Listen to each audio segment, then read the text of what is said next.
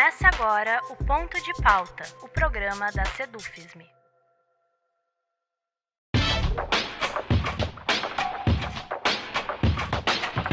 Desde seu surgimento em 2016, ainda com Michel Temer, a reforma do ensino médio tem sido uma das principais pautas de discussão e mobilização entre entidades, movimentos sociais, pesquisadoras e pesquisadores ligados ao tema da educação.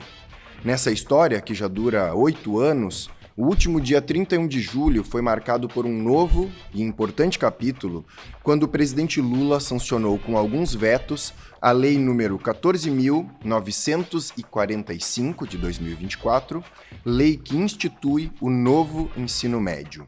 E é sobre isso que vamos falar no ponto de pauta de hoje. Como convidado, o professor do Departamento de Políticas, Administração e Sistemas Educacionais da Faculdade de Educação da Universidade Estadual de Campinas, a Unicamp, e coordenador do Grupo de Pesquisa Estado, Políticas Públicas e Educação Profissional, Lucas Pelissari. Eu sou Rafael Balbueno e o nosso ponto de pauta de hoje é o novo ensino médio. Professor Lucas, para começar, eu gostaria de agradecer pela sua disponibilidade e atenção em conversar conosco. Olá, Rafael, eu que agradeço o convite, né? Estou à disposição aí de vocês, é sempre um prazer contribuir nesse debate e em outros também que envolvem, né, a educação pública, a educação federal, estamos à disposição. Certo. Professor, na sequência eu quero entrar em questões mais avaliativas, mas acho que seria interessante, de início, resgatar um pouco da história da reforma do ensino médio. Afinal, como eu falei na abertura, ela surge lá com Michel Temer entre 2016 e 2017, depois temos governo Bolsonaro, agora temos governo Lula. Em paralelo, no transcorrer dessa história, há muita mobilização social das entidades ligadas ao tema, e nisso se passaram 8 anos e talvez muitas pessoas não tenham noção da história dessa reforma. Então, se possível, acho que seria interessante começarmos fazendo esse resgate. Perfeito, Rafael. Então, vamos lá. Vou tentar ser bem objetivo, porque é uma história, como você mesmo disse, né, permeada de conflitos, é uma complexidade muito grande, muita coisa aconteceu, né, desde que se fala em reformar o ensino médio no Brasil. A rigor, se a gente for olhar para a história em geral, né, ao menos no período republicano no Brasil, fala-se em reforma e mudanças mais profundas no ensino médio desde que existe ensino médio, né? Desde o final do século XIX, a gente já fala em mudanças no ensino médio, e foram muitas desde lá. A gente passa por ciclos, né? Alguns avanços, alguns retrocessos, e chegamos ali a um período importante na história brasileira, que é o período compreendido ali entre as décadas de 90 e a primeira década dos anos 2000, que é de uma expansão muito grande no ensino médio, né? Existe um aumento vertiginoso do número de matrículas, a gente parte de 5 milhões de matrículas, mais ou menos, né, falando de maneira muito geral, para 9 milhões de matrículas, ali por volta de 2012, 2013, né? Então, o ensino médio no Brasil praticamente dobra de tamanho. Se a gente pega a década de 80 no Brasil, o ensino médio era quase que um privilégio das elites econômicas e de setores da classe média alta, né? Setores com maior renda da classe média brasileira. Como é a universidade hoje, mais ou menos, né? Isso ali pelos 80, meados da década de 80. Como isso mudou muito, há uma corrida muito grande, primeiro pela disputa do fundo público, né? Que vai ser responsável pelas políticas de ensino médio e responsável justamente para que o ensino médio aconteça, né, e seja ofertado em todos os estados da federação. E, em segundo lugar, há uma disputa ideológica, uma disputa de projetos, uma disputa de princípios bastante grande e bastante intensa também, né? Bom, além dessa expansão, ali na primeira década dos anos 2000, o ensino médio passa por uma mudança também bastante positiva no sentido do currículo, né? Então, há um conjunto de avanços importantes, por exemplo, a política de integração curricular, né, ou de ensino médio integrado, que permite que os estudantes que fazem cursos técnicos o façam de maneira articulada ao ensino médio regular, né, o que é um avanço bastante grande no sentido do cumprimento do direito à educação, né? Porque para os estudantes da classe trabalhadora, a educação com esse caráter, com essa natureza mais científica, sempre foi negada, né? Há dois sistemas educacionais bastante nítidos na educação brasileira, que é um sistema mais manual, né, de formação técnica, manual, enfim, da força de trabalho, e um sistema mais científico, né. Então, a política de ensino médio integrado foi um avanço bastante grande, para não falar de outras e nos restringir a isso, né. Por volta de 2015, 2016, há uma ruptura desse processo de avanços, que era um processo bastante contraditório, inclusive, com avanços limitados, sem dúvida nenhuma, mas que são questionados, então, a partir de 2015 e 2016, fundamentalmente a partir do golpe, do impeachment, que vai dar resultado, que vai desaguar, né, no governo Temer, que, do nosso ponto de vista, do grupo de pesquisa que eu coordeno e de outros coletivos dos quais fazemos parte, é um governo que vai recompor o programa neoliberal, né? Em novas bases, mas vai recompor o programa neoliberal. Então, a partir dali, de 2016 em diante, a gente vive isso que a gente tem denominado contra-reforma do ensino médio. A gente faz questão de enfatizar esse prefixo contra, né? Porque reformas podem acontecer, inclusive no interior do Estado capitalista, de maneira a atender, a beneficiar interesses das classes populares, né? Não é o caso dessa reforma. Essas mudanças no ensino médio, elas vão no sentido contrário aos interesses de grande parte da população, né? E a partir dali, então, de 2016, 2017, uma medida provisória, que é de 2016, né? Muita gente talvez não saiba, mas essa é uma das primeiras medidas do então empossado governo Temer, né? Um governo ilegítimo, e que não à toa vai fazer uma mudança, vai propor um conjunto de mudanças bastante importante, de grande envergadura na política educacional brasileira, sem contato, né, com as bases, sem contato com aqueles atores que são diretamente ou beneficiados ou atingidos de alguma forma por essas mudanças, né. É uma medida provisória, né, ele lança a mão de um instrumento de natureza pouco democrática, né, mas previsto na nossa Constituição, sem dúvida nenhuma, para fazer uma reforma do ensino médio. Então, tudo começa ali, né. É uma reforma que nasce de um diagnóstico de que o ensino médio brasileiro, do ponto de vista curricular, né, do ponto de vista científico, epistemológico, etc., dialoga pouco com a realidade dos estudantes. Eu acho que esse é um diagnóstico correto, né? Nós que somos contrários à atual reforma também defendíamos isso à época, né? Mas que acaba incorporando elementos desse programa neoliberal, né, de uma retirada de direitos e de uma realidade, dialogando com uma realidade bastante perversa, né, que é a realidade da flexibilização do trabalho, da informalidade do trabalho, né, trabalhos absolutamente precários, e você passa a ter ali um padrão de jovem trabalhador a ser formado no ensino médio, né, muito pautado por uma, que a gente chama de uma ideologia, né, que é essa ideologia das competências, né, do ser competitivo, né, do competir com o seu colega de trabalho, etc., que acaba adentrando o campo educacional com muita força nos últimos 30 anos. E aí as medidas, então, que vêm a partir dali, de 2016, 2017, elas lançam mão de todo esse aparato, né, político, ideológico, pedagógico, para propor mudanças no ensino médio. Temos uma lei em 2017, que é resultante da medida provisória, essa que eu comentei, a Lei 13.415, né, em 2017, ela traz uma série de mudanças, né, uma mudança curricular bastante profunda, e a gente pode conversar melhor sobre isso na sequência, e de lá para cá, uma série de resistências, lutas, manifestações contrárias a isso, nas escolas, em universidades, por entidades educacionais, sindicatos, etc., surgem, né. Eu diria, assim, que a gente vive um período muito difícil da organização do movimento de massas no Brasil, né, mas que há alguns lapsos, alguns surtos, né, de mobilização de massas de 2016, 2017 para cá, um período que já dura praticamente 10 anos, aí, 8 anos, né, e que muitos desses surtos, muitos desses momentos pontuais, envolveram, de uma forma ou de outra, as lutas educacionais e a luta contra a reforma do ensino médio, né.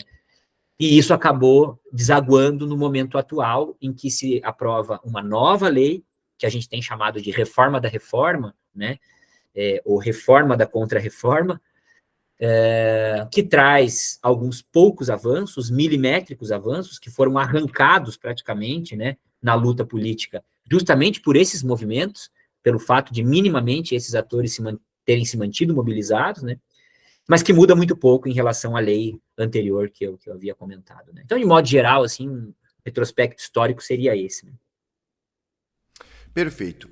Professor, pegando justamente o gancho de como se encerra essa sua primeira resposta, nessas idas e vindas que o senhor menciona, o texto foi modificado em alguns pontos, certo?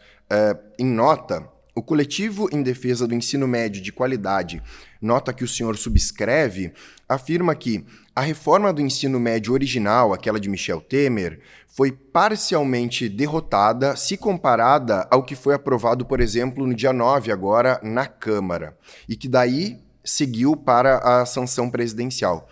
Eu lhe pediria para falar um pouco sobre isso. Quais pontos o senhor destaca dessa derrota da proposta original, mas também que o senhor falasse por que essa derrota é apenas parcial? Perfeito, ótima pergunta. Acho que isso é de interesse do grande público, inclusive, né, e não daqueles que trabalham no dia a dia com o ensino médio apenas, né, ou com educação, enfim. Querendo ou não, hoje a gente tem um cenário no Brasil em que boa parte da população passa pelo ensino médio de alguma forma, né, ainda de estarmos muito longe, ainda que estamos muito longe de universalizar o ensino médio, né, esse é um grande desafio. Então, acho que é uma pergunta que interessa ao grande público aí. Vejam, acho que é importante fazer uma pontuação antes de responder a pergunta, que é quais são os grandes princípios que estruturam essa reforma, né? Que aí, com base neles, a gente consegue entender o que mudou e o que não mudou, né?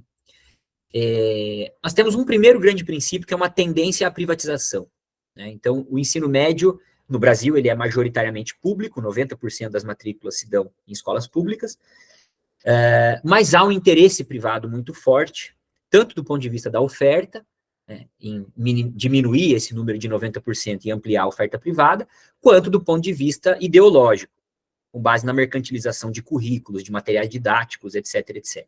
Né? A contra-reforma do ensino médio, desde a sua primeira versão, lá em 2016, como eu comentei, ela coloca na ordem do dia uma tendência à privatização na medida em que autoriza a oferta privada de maneira muito menos rigorosa, digamos assim, em termos de fiscalização, de acompanhamento, etc., né? Coloca em cena a iniciativa privada por meio da oferta da EAD, do ensino médio por educação à distância, né? Permitindo que até 20% nos cursos diurnos e até 30% nos cursos noturnos de ensino médio sejam ofertados à distância, né? O que é, do ponto de vista pedagógico, uma aberração que você não encontra em local nenhum do mundo, né? Nenhum país do mundo permite que 30% da carga horária em ensino médio seja ofertada à distância, né? Por mais que exista uma força muito grande, inclusive corporativa, da educação à distância, né? Mas há instrumentos que fazem com que o setor privado entre em cena com muita força. E a gente já vê, concretamente, pesquisas mostram uma privatização, um processo de privatização do ensino médio. Um segundo princípio é uma fragmentação do ensino médio, uma fragmentação do currículo mesmo. Então, aquilo que eu comentei na resposta anterior, de que nós temos dois sistemas, né, e que correspondem fundamentalmente à organização em classe da sociedade brasileira. Então, para os trabalhadores, de modo geral, você tem um tipo de ensino médio, para a classe média, os filhos da burguesia, você tem outro ensino médio, e se é aprofundado com um modelo de formação geral e itinerários formativos. Né? Por que isso é aprofundado? Porque dentro dos itinerários formativos você tem a opção de um itinerário formativo técnico e profissional, né? E esse itinerário formativo técnico e profissional, ele é ofertado majoritariamente pelas escolas públicas de periferia acessadas pelas classes populares. O que a gente tem observado pelas pesquisas é que o que tem restado às classes populares é fazer o itinerário formativo em sua versão técnica e profissional, se preparando para o mercado de trabalho, né? Ou seja, é negada uma parte da carga horária propriamente científica do ensino médio a esses estudantes, né? Os estudantes do outro setor da sociedade continuarão fazendo, via itinerários formativos, inclusive, porque isso é permitido, né? Isso está previsto em lei, o ensino médio de maneira científica e se preparando para a entrada na universidade, né? Para o vestibular e etc. Então, há uma fragmentação. E há um princípio também que é a natureza anticientífica desse ensino médio, né? Como eu disse anteriormente, essa lógica das competências, essa pedagogia das competências, pauta muito o currículo por elementos práticos, né? Pelo desenvolvimento de práticas sempre vinculadas ao mercado de trabalho. Então, o empreendedorismo, os projetos de vida, né? Os projetos manuais e etc., vinculados, inclusive, com a geração de renda informal e tudo mais, né? Vão conformando um sujeito trabalhador que é flexível e adaptado às intempéries do mundo do trabalho, né? E vai estar apto a qualquer momento vender a sua força de trabalho para diferentes atividades, seja como Uber, seja como entregador de comida, seja como qualquer outra atividade fundamentalmente informal, haja vista que o nosso país chega aí a 50 milhões de trabalhadores na informalidade, né? Basicamente. Então, veja, isso é uma característica geral que estava presente na reforma já nas suas primeiras, na sua primeira versão, né? O que nós conseguimos, e isso era uma reivindicação muito forte, foi uma ampliação dessa formação geral básica, da formação básica, né? Veja, a primeira versão, ela trazia como determinação legal que o ensino médio seria dividido, o currículo do ensino médio seria dividido em duas partes. Uma primeira parte de formação geral, científica, que todos os estudantes cursariam, porém ela teria um teto de 1.800 horas, das 3.000 no total do currículo do ensino médio. Tá? 3.000 ou 3.200, há um avanço gradativo previsto em lei, em termos da educação em tempo integral e tal, mas isso são detalhes, né? Então, em geral, a gente tinha uma formação geral básica de, no máximo, 1.800 horas. Problemas nisso. E o restante era itinerários formativos, né? Itinerários formativos, que são as opções. São possibilidades que o estudante teria à sua disposição para escolher, né? São 5 caminhos possíveis, e o estudante escolheria. A gente já viu que essa liberdade de escolha é uma falácia, as pesquisas têm mostrado muito bem isso, porque as escolas não têm condições de ofertar os 5 itinerários formativos, né? Nós temos aí, basicamente, nós temos mais de 2.000 escolas no Brasil, ou, melhor dizendo, mais de 2.000 cidades no Brasil, que contam com apenas uma escola de ensino médio, né? E aquela escola de ensino médio tem condições, numa situação hipotética, de ofertar 2 itinerários formativos e não os 5. Portanto, essa prateleira de opções, né, que o próprio discurso neoliberal educacional propagandeia, não existe, né? Não existe no cenário brasileiro. Mas, enfim, teríamos aí uma segunda parte de itinerários formativos, né? Quais são os problemas desse modelo?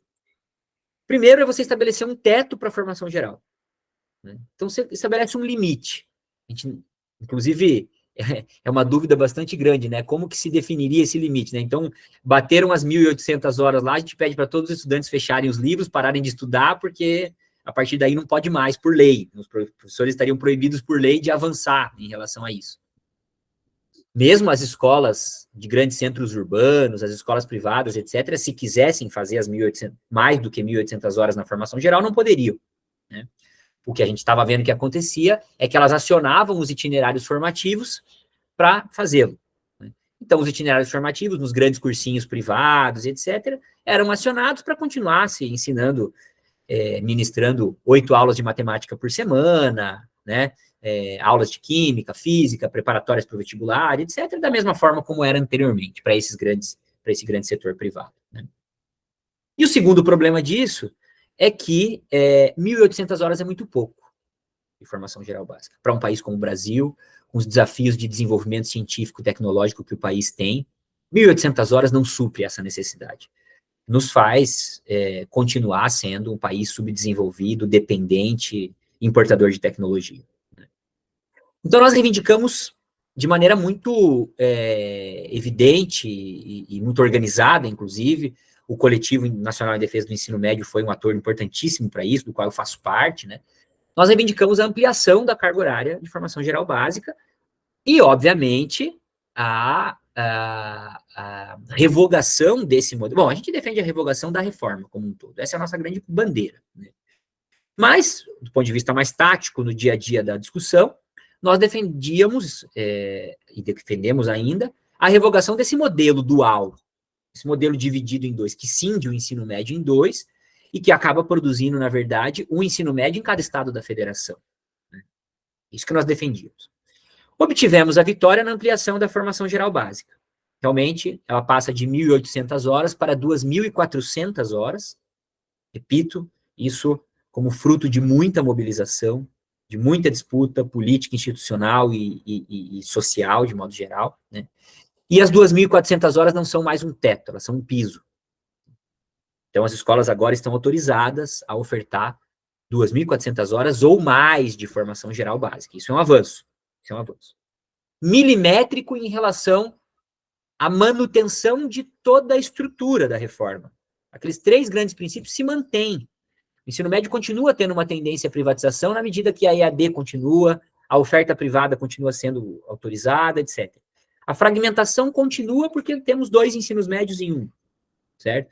E ainda temos, nos itinerários formativos, uma possibilidade do técnico e profissional, então, que é acessada pelas classes populares. Então, a fragmentação continua. Aqui há, se me permite, para concluir, Rafael, uma situação ainda mais perversa, que é, essas 2.400 horas, elas podem ser diminuídas para 2.100 em um caso específico, em um caso particular, que é justamente o caso daqueles estudantes que escolhem o itinerário técnico e profissional. Então, se o estudante escolher o itinerário técnico e profissional, ele poderá ter violentadas, na verdade, 300 horas de sua formação geral básica em benefício de expedientes tais como empreendedorismo, projeto de vida, aprender a fazer brigadeiro, aprender a fazer bolo para vender no mercado, etc, etc. Porque é disso que se trata, o itinerário técnico e profissional, em muitas situações. Com todo respeito, aquelas grandes escolas que fazem educação profissional e técnica com excelência, historicamente, no Brasil. Então, a fragmentação continua. E a natureza anticientífica nem se fale, porque ele continua sendo organizado por competências, não por disciplinas curriculares, grandes áreas do conhecimento, e essa pedagogia das competências é o que dita a regra. Então, de modo geral, essa é a vitória parcial que obtivemos, mas ela é absolutamente parcial, porque mantém a estrutura de pé, né? Eu comentei. Perfeito. Professor, me encaminhando para o fim, como o senhor avalia a sanção do presidente Lula? Mas eu pergunto para além, objetivamente, dos tópicos que foram sancionados ou que foram objetos de veto. Eu também lhe pergunto no sentido de saber a sua avaliação. Por exemplo, o ensino médio e a educação foram a bola da vez, não a única, desse Brasil com esses tensionamentos políticos que estão postos na mesa. Acho que a votação do dia 9 de julho na Câmara, a condução, o rito seguido na votação, a maneira como o presidente da Câmara, Arthur Lira, lidou com os destaques do Senado, acho que é um bom exemplo de como a pauta está colocada em um cenário de polarização, de um parlamento com forças conservadoras, do poder econômico atuando de maneira muito forte. Então, eu pergunto ao senhor sobre a sanção, mas para além dos tópicos em si, eu lhe pergunto como o senhor avalia essa sanção no manejo desse cenário político que a gente tem hoje. Perfeito, perfeito, Rafael. Sem dúvida, a votação no dia 9 de julho, a votação dessa lei, né, a lei que agora passa a vigorar e ser a referência para o ensino médio nacional, que é a Lei 14.945, ela, para quem não sabe, ela produz mudanças na LDB, né, na Lei de Diretrizes e Bases da Educação, reformando novamente, então, o ensino médio, né. Foi aprovada no dia 9 de julho, depois sancionada pelo presidente Lula, com alguns vetos, né, um veto, inclusive, que diz respeito à utilização dos itinerários formativos para a organização do Enem, né? Então, isso foi vetado, o Enem continua sendo organizado a partir apenas da formação geral básica, daquelas 2.400 horas que eu comentei, né? Agora, fazendo uma avaliação política de todo esse processo e procurando situá-lo dentro de uma conjuntura mais ampla, né? De fato, o dia 9 de julho, eu acho que ele é uma ótima síntese do que do que a gente tem atualmente, né, em termos de uma fotografia, assim, política nunca é fotografia, né, política é filme, política é movimento, mas se a gente tentasse tirar uma fotografia de um curto período de tempo que a gente tem hoje, o dia 9 de julho ele expressa muito bem isso, como você disse, eu concordo com isso. Por quê? Veja, o nosso acúmulo tem apontado para o fato de haver dois grandes campos na política brasileira. Um campo que é o campo ultraconservador, dirigido pela extrema-direita, e que coloca na ordem do dia um projeto, no nosso julgamento, de natureza neofascista, né, e é encabeçado pelo campo bolsonarista. Esse é um campo político. Aliás, esse campo influenciou muito a contra-reforma do ensino médio, certo? Esse campo ele começa a ser gestado já no governo Temer, até anteriormente, né, se a gente for fazer uma análise mais rigorosa, mas já no governo Temer, né, e ele ganha corpo dentro do governo Bolsonaro. É no interior do governo Bolsonaro que muito do que é o ensino médio hoje é ali que muito desse ensino médio ganha forma. Boa parte desse novo ensino médio ganha forma, né? Então, o neofascismo influenciou bastante a contra-reforma do ensino médio, com o projeto de militarização das escolas, né, com uma politização do machismo, do racismo, da homofobia, que acaba entrando nos currículos escolares. Tudo isso permeia a contra-reforma do ensino médio, né? E, de outro lado, você tem uma frente ampla que é composta por diversos setores de direita, de centro e de esquerda, setores de direita democráticos, né? Em geral, essa seria a contradição principal da sociedade brasileira hoje, em termos políticos, institucionais e sociais, né? Junto disso, você tem uma complexificação do próprio neoliberalismo. Então, você tem setores do neoliberalismo, que a literatura, inclusive, tem chamado de neoliberalismo progressista, que vão compor a frente ampla, que vão apoiar Lula, inclusive, vão compor esse governo, né? Setores democráticos e etc., digamos assim, mais consequentes, né? E setores que vão fazer a adesão ao programa ultraconservador do neofascismo, né?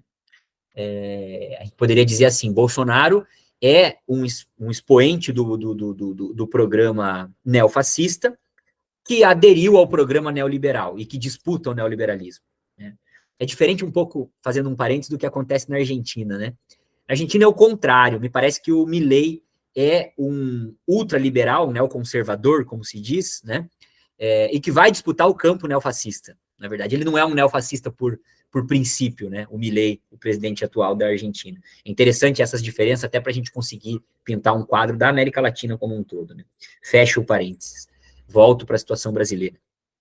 Então, há uma complexificação do neoliberalismo e uma divisão em dois grandes polos na contradição principal da sociedade brasileira. A educação, ela está aí também, né? Ela está aí também. Quem hegemoniza hoje o debate educacional é a frente ampla. É a frente ampla, não é o campo neofascista.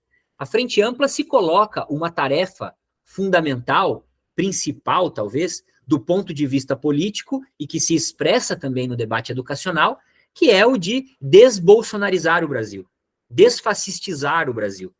E é uma tarefa da maior importância, certo? Do ponto de vista histórico, inclusive, que marca as nossas gerações, de quem está vivo e fazendo política, militando, trabalhando hoje, né? Isso também está colocado na educação. Isso também está colocado na educação. E desse ponto de vista, eu julgo que a frente ampla tem obtido relativo êxito. Tem obtido relativo êxito. No sentido de tentar desbolsonarizar, certo? Relativo êxito. Porque, ao mesmo tempo em que essa frente ampla revoga o Programa Nacional das Escolas Cívico-Militares, os governos estaduais bolsonaristas aprovam programas estaduais de escolas cívico-militares. Então, acaba sendo uma queda de braço e a ideologia neofascista e bolsonarista permanece viva. Mas há um movimento no sentido de tentar desbolsonarizar. A educação, inclusive. Há um movimento mais democrático dentro do MEC, certo? De escuta, né? De valorização da agenda LGBTQIA+, da agenda da luta de gênero feminista, das mulheres, etc., né? Da luta ambientalista. Há uma retomada do debate sobre educação ambiental, por exemplo. Há uma agenda, certo? O problema é que se a gente olha para a frente ampla, essa agenda, esse movimento é dirigido por um setor do neoliberalismo. É dirigido por um setor empresarial muito forte. E o governo fica emparedado nesse sentido e, convenhamos, não tem feito muito esforço também para combater. Não tem feito muito esforço para combater.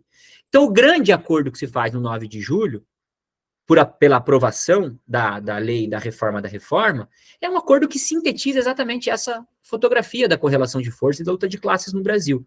Atende-se à agenda do grande setor neoliberal, após um período em que você limpa um pouco aquelas tranqueiras, aqueles entulhos neofascistas, após um período de 1 ano e meio, né, em que esses entulhos neofascistas são retirados de cena, você aprova majoritariamente uma agenda neoliberal, qual seja a manutenção da contra-reforma, dos seus grandes princípios, que eram princípios neoliberais, né?